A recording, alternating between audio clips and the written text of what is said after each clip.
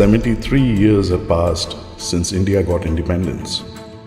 What happened in those last few years before 1947? The Quit India movement of Mahatma Gandhi had died out completely by 1944, and there was nothing left in the Indian situation which made it necessary for the British to evacuate India in a hurry. Why then did they leave? The actual story, it seems, still remains untold to the common man.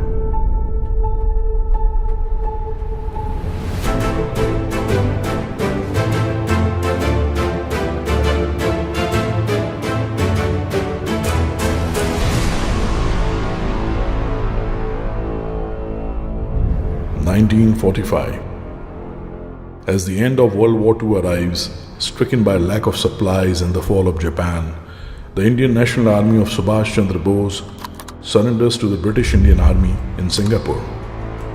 By now, Bose has become the greatest cult icon of Indian freedom, a leader who has successfully bruised the British rule while Congress kept on begging for independence.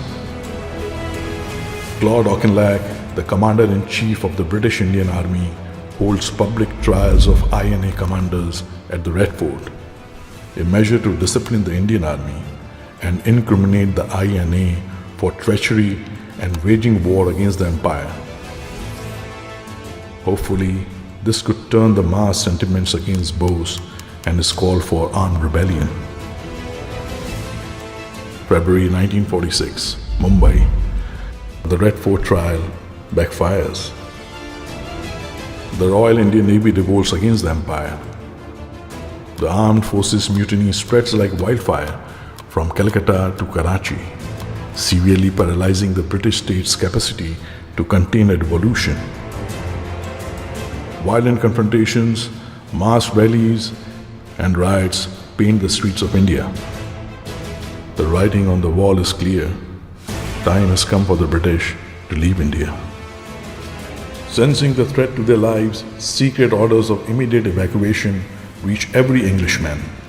A silent mass exodus to England begins.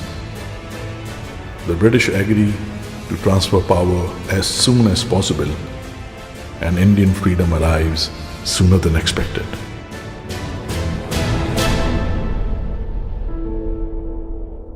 But sadly, in 1947, Bose was not home to celebrate. News of his death in a plane crash in Taiwan had spread throughout as planned, while Bose, in reality, had escaped to Russia. Nehru had come to know the secret, which he leaked to Clement Attlee, the then Prime Minister of Britain. Attlee eventually succeeded in influencing Stalin to banish Netaji to the cold shadows of Siberian labor camps, where his trail would vanish forever in anonymity.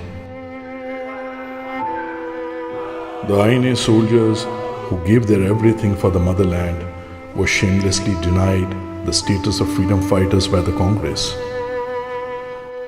Post-1947, political giants of the Congress party conspired with the communists to repaint Indian freedom struggle.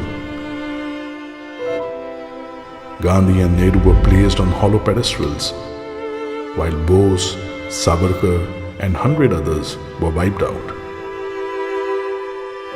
This laid the breeding ground of dirty appeasement politics, divisive designs, and larger-than-life propaganda, which would benefit a power-hungry family as recently as 2014.